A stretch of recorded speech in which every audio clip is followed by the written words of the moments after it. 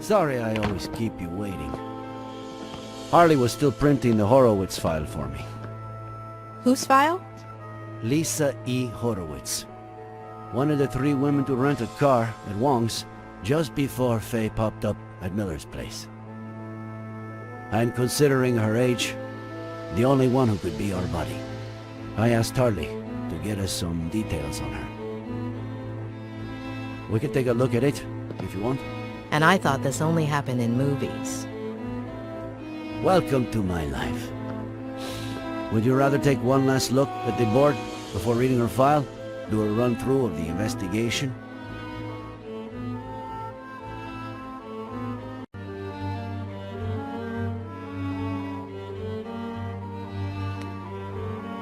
Just in case, I'd like to take a closer look at it. Okay. Where should we start?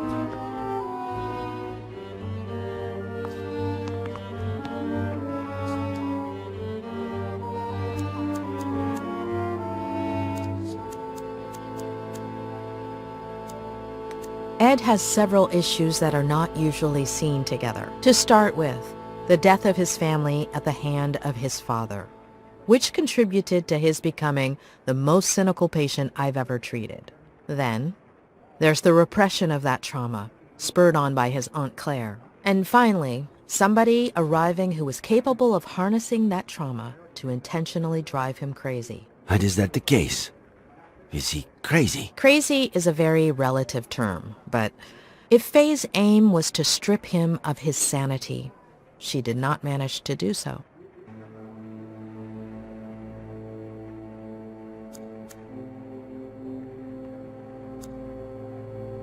We know for sure that the bullet that killed Samuel Franklin came from the gun found in Miller's wrecked car, and which we now know was planted there by Faye. It's no secret that she wanted to frame Miller. So she may possibly be the murderer, but why did she kill him? What did Samuel Franklin do? What did he know? Frankly, after 4 days of searching, I'm starting to lose hope. I really want to believe she's still alive, but... Something tells me we'll find her. I hope so. Thanks. The Franklin's ranch has a lousy cell phone service, so somebody cut their landline so they'd have no means of contacting anyone. The same night that Samuel Franklin was murdered, and just a few hours before Dennison called the police, claiming Ed Miller had tried to commit suicide at the Brody Canyon Bridge.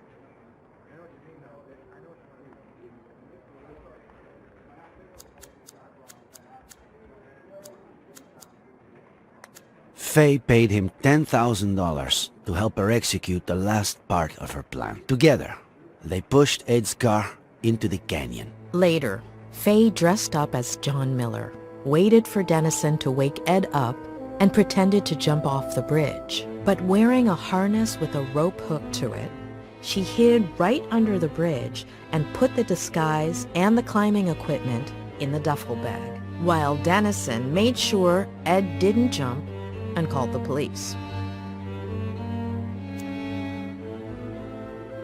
There was a men's suit in a bag we found under the bridge, which Faye wore to look like John Miller, who'd committed suicide by jumping off the same bridge. There was also a neuroleptic, likely used to put Ed Miller to sleep. Rock climbing equipment, key to a vehicle we have yet to identify. Maybe it was her getaway car. Maybe.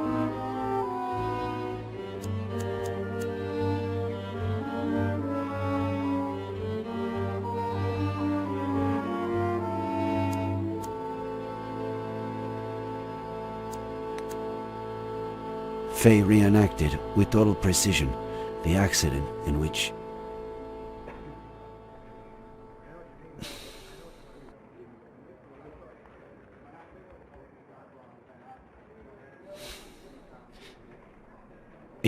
Mattie Miller died,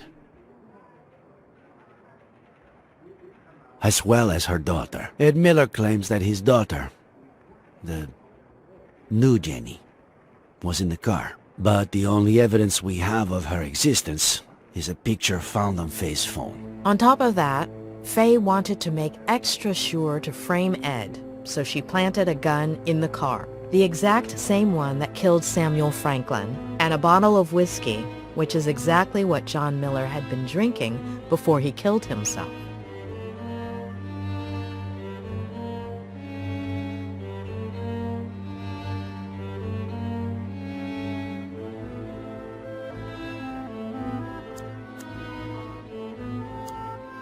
We know that on October 8th of last year, she showed up at Miller's house, slept with him, and vanished, only to show up a year later with a kid, Jenny, supposedly the daughter of Miller, who she's been gaslighting and drugging for weeks, disguised as his mother. Her motive?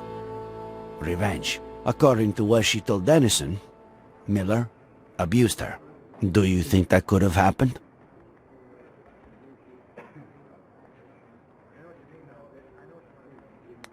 Ed is afraid of committing to a partner, maybe because of his family history. But he doesn't fit the pattern of behavior of an abuser, much less a rapist.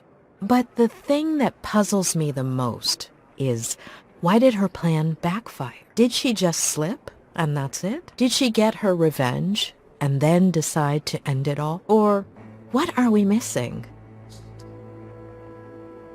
Well, I'd say I've got a pretty clear picture. Let's look at the file. Great.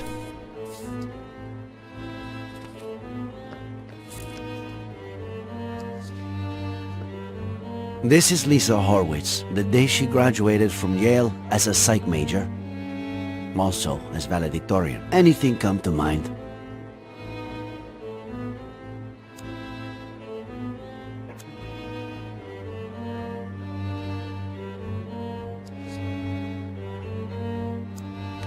This isn't her best picture, but it's pretty clear this could be the same person.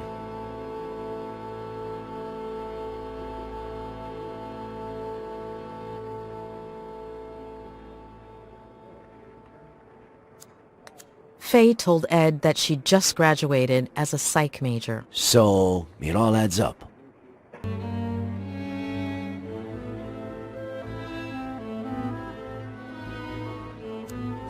Her studies would explain why she had knowledge of the narcotic effects of that drug, wouldn't it? Maybe. Let's see what the file says. Daughter of Peter and Marlene Horowitz, upper middle class. They were well off. They both died when Lisa was a little girl. Should we stick the picture on the board, or skip to the next one? I can see a few connections here. You're the boss.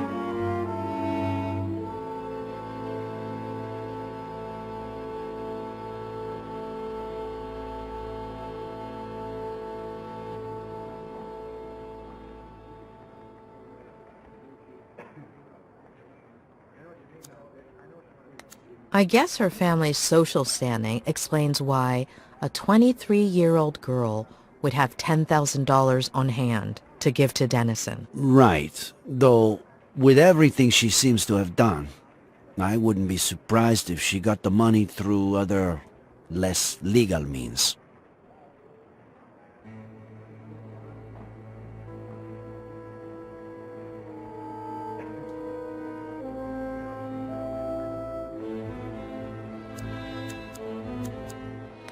Mother and father died when she was a child. Her story resembles Ed's.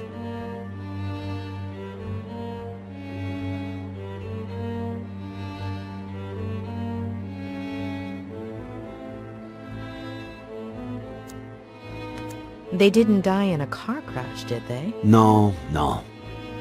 Cancer. Colon and throat. Within the span of about 2 years. Now for the fun part. After her parents' death, she became depressed. Self-harm, suicide attempts. She spent several months in the New Jersey Psychiatric Hospital. Possibly the most expensive one in New England. Rings a bell. I think a patient of mine went there.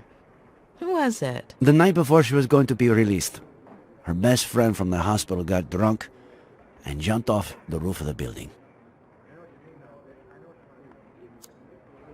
Isn't it ironic that a former psychiatric patient would pursue psychiatry? It makes sense. A few people in my class had similar backgrounds. Some did it to get to know themselves better. Others wanted to give back, help people who had gone through something similar.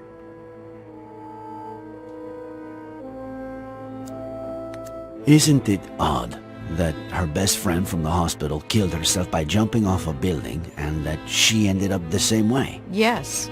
Maybe she jumped too. Maybe she was trying to emulate her. But why? Her friend got drunk right before committing suicide by throwing herself over the ledge. Like Miller's father. Jeez. Why is everything so convoluted? Did Ed Miller, after everything that happened to him as a kid, never go to a psych hospital? He almost did, but his Aunt Claire kept it from happening. She took him home to San Bernardino and essentially brainwashed him, burying most of his negative memories. When she was released, Lisa went back to New York under the guardianship of her paternal grandmother, Diane Horowitz, who a few weeks later fell down the stairs, breaking her neck. What do we do with this one? Stick it there or pass? Don't you feel like her grandmother's death is too much of a coincidence? Yes, absolutely.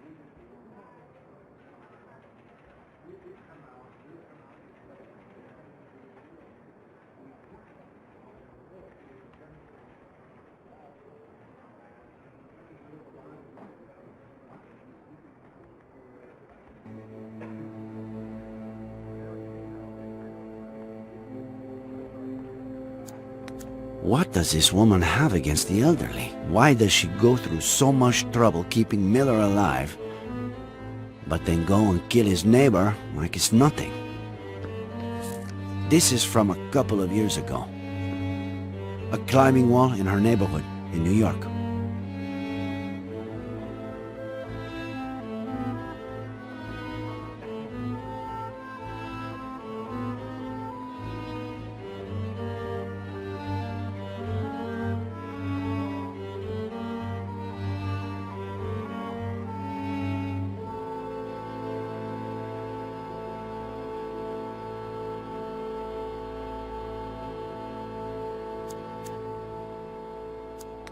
Another coincidence? There's no question. Lisa is our Fae. What? You're still not sure? I've been wrong too many times not to have my doubts. And this is from a few weeks ago. Lisa Horowitz applied for a position as a psychiatrist in training at the only psychiatric hospital in our county, and she got it. She's supposed to be starting at the end of the month, though I doubt she will. Why would a wealthy young woman from New York with an outstanding academic record want to work at a hospital with such a poor reputation and so far from home?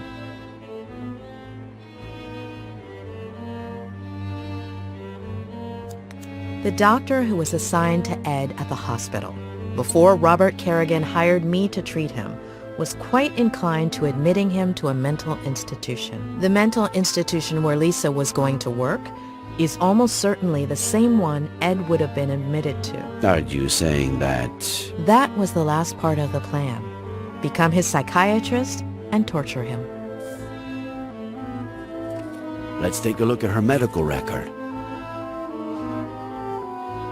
She weighed almost 9 pounds when she was born. At age 11, her appendix was removed. What is it?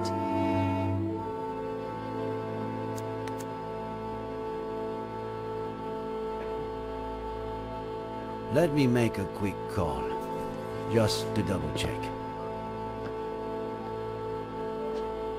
Pat? It's Reyes. Remember the body we brought in yesterday? The blonde girl? Ah, perfect. Can you tell me if she has a scar? The kind you would have from getting your appendix removed?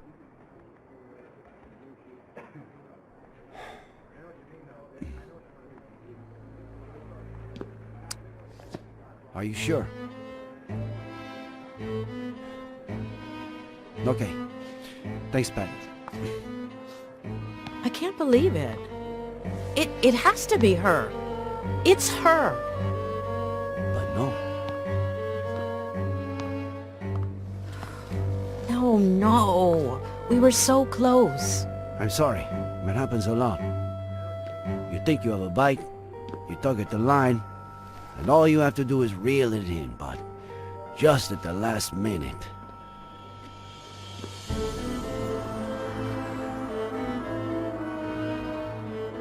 I wouldn't give it too much more thought right now. We should get some rest.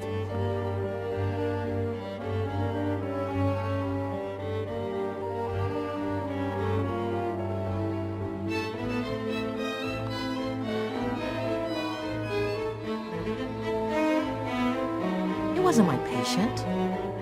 Who? What are you talking about?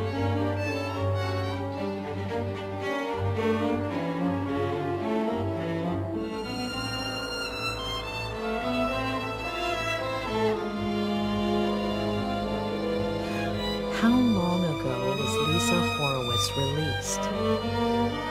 Why is that important? 8 years?